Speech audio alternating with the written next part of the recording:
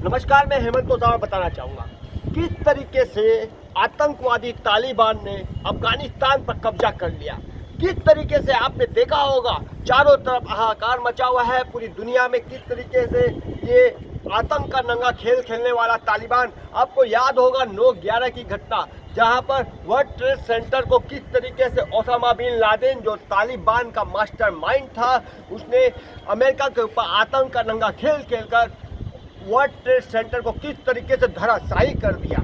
आपको याद होगा कंधार जो कि हाईजैकिंग हुआ था, एक हवाई जहाज जो इंडिया का था, जिसमें 275 लोग सवार थे। मैं बताना चाहूँगा भारी मात्रा में इंडियन लोग वहाँ पर उस हवाई जहाज में सवार थे। उस हवाई जहाज को कंधार लेके चले गए यही तालिबानी आतंकवादी, और 3 आतंकवादियों को भारत से छुड़वाए और कई करोड़ रुपए की डिमांड की है।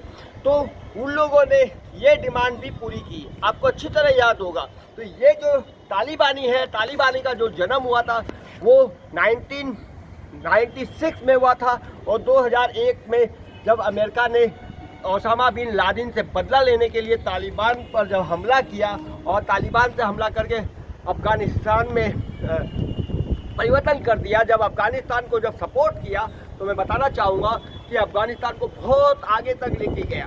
मगर 20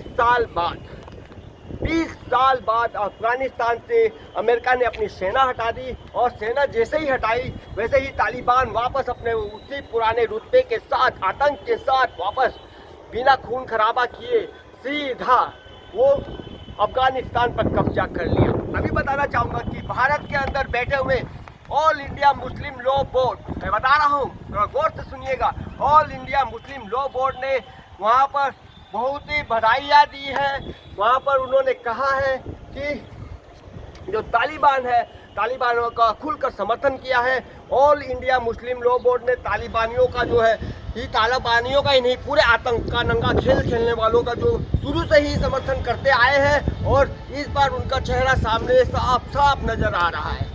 आपने देखा होगा किस तरीके से all India Muslim law board जो कि भारत में बैठता है, भारत का खाता है और भारत में ही रहता है, किस तरीके से वो आतंकियों के साथ खड़ा है, किस तरीके से उनके के साथ खड़ा है जो आतंक का नंगा खेल खेल रहे हैं, किस तरीके से वो आतंकवादियों को सपोर्ट कर रहा है, प्रमोट कर रहा है। किस तरीके से मैं बताना चाहूँगा कि all India Muslim law board जो भारत में है, ये मुसलमानों के ऊपर, मैं बताना चाहूँगा कि कहने के लिए तो ये है कि देखिए, आतंक का नंगा खेल खेलने वाले सब, हर मुसलमान आतंकवादी नहीं होता, मगर जो आतंकवादी पकड़ा जाता है वही मुसलमान क्यों निकलता है, ये एक बहुत बड़ा सवाल है। इस सवाल पर ये लोग हमेशा पर्दा डालते रहे हैं, हमेशा इस सवालों को वो लोग उलट करते रहे हैं। तो लेकिन आज उनका चेहरा सामने नज़र आ गया है, किस तरीके से उन्होंने आतंकवादियों का समर्थन किया है, तालिबानियों का समर्थन किया है, और तालिबानियों के साथ उनकी जो साठगांठ है, क्या मानसिकता दर्शाती है। मैं तो ये कहना चाहूँगा कि जो इस तरह की हरकत करता है, all India Muslim law board को तत्काल बर्खास्त कर देना चाहिए। All India Muslim law board को तत्काल भारत, और जो इसको प्रमोट करता उठा के उसको जेल में फेंक देना चाहिए। All India Muslim law board को बुरी तरह पूरे भारत से ही जो प्रमोट कर रहा है, सपोर्ट कर रहा है, उसको तुरंत ही बंद कर देना चाहिए।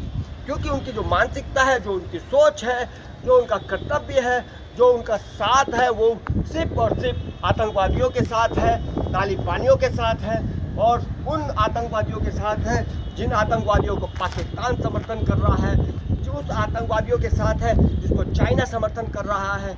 चाइना और पाकिस्तानी और तुर्की ने पहले ही समर्थन कर दिया है तालिबानियों का, और उनको बधाइयाँ दी है, उनको मुबारकबाद दिया है, जैसा मुबारकबाद जो है all India Muslim law board ने दिया है। तो ये कुछ मुसलमान जो भारत में रहते हैं, जो अच्छे हैं, उन लोगों का सर शर्मसार हो चुका है। उन लोगों ने all India Muslim law board का खंडन किया है, और कईयों ने तो आवाज़ उठा दी है कि all India Muslim law board को बर्खास्त किया जाए, ख़त्म किया जाए, ताकि देश के अंदर शांति, चमन, अमन बेकरार रहे, ताकि आतंक का जो इतना नंगा खेल शुरू से चलता आया है और चलता रहेगा, ऐसा कभी नहीं हो सकता।